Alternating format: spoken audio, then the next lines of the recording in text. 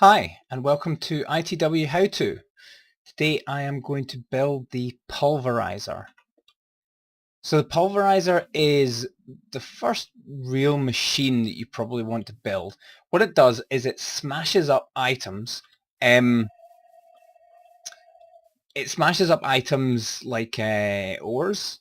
I've got some ores over here, 64 iron ore, so it will smash up an iron ore block and it will turn it into 2 pulverized iron. Now each pulverized iron will turn into 1 iron ingot. So essentially instead of smelting this iron ore and getting 1 iron ingot, you pulverize them first and then you get 2 iron ingots out of 1 iron ore. So it effectively doubles your production. It smashes up other stuff as well, and some of the things that it will smash up are actually quite useful and important for other recipes, like smashed pulverized obsidian is quite useful for some stuff, and I'll show you a whole bunch of other things. So to make a pulverizer, you need a piston. There we go, a pulverizer. You need a piston, a machine frame, a reception coil, a redstone reception coil. So this will receive power. That's what the reception means. 2 copper ingots and 2 flint. So let's grab this stuff. So all in all, you're going to need 2 gold, 4 glass, 2 copper, 2 flint, 3 redstone, 4 cobblestone, 3 wooden slabs. That's not what I want at all. I want wooden planks. And again, I'm going to cheat.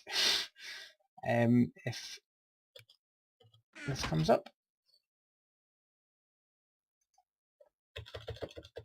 it's wood planks, isn't it?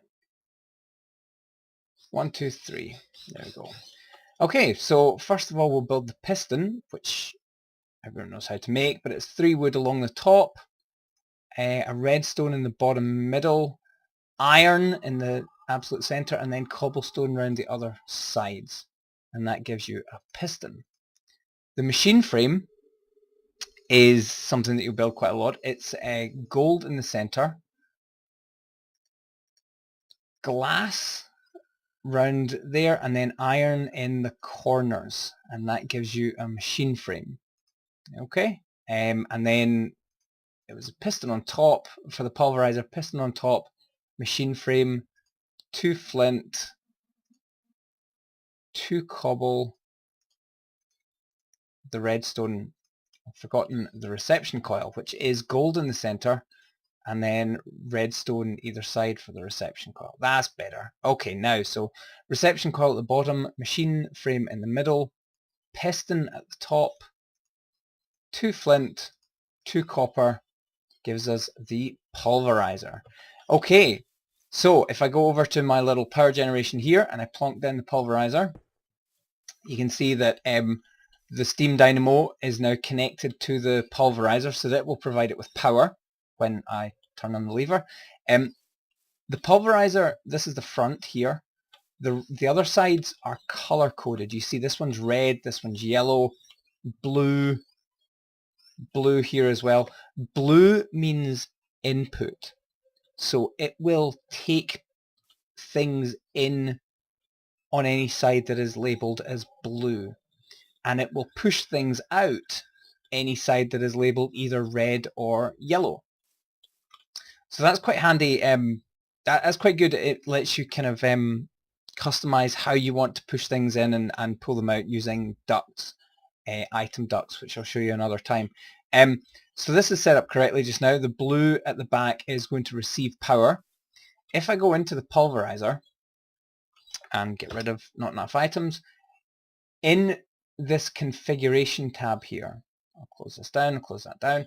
The configuration tab shows you a little diagram of the pulverizer, all the different sides. So this is the top side, which is yellow, so it's going to be anything that is in this slot can be pulled out the top, or it can be pulled out the bottom. anything in the blue side, that's where stuff's coming in that you want to pulverize. So you can push them in from the back of the machine or the left-hand side of the machine. And anything that gets made in these gets pushed out the right-hand side of the machine. Now, if I click on these, I can actually change their colors so that I can change which side does what. So say I don't want any of the sides to be blue. I'll just change them all to be red, red, red, and yellow. So now this block can be pulled out of the top or the left or the right hand side, and you can pull the yellow things out the bottom of it.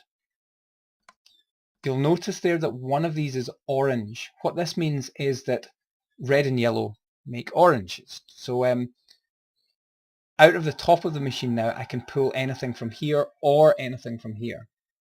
Okay, so if you don't want to split these two up, you can just have all the orange stuff going out the top. Okay. Now the reason there are two, time to turn this on and see what happens. So I'll pop the iron in there to be pulverized and I'll turn it on. Good, that's working. Did I turn the...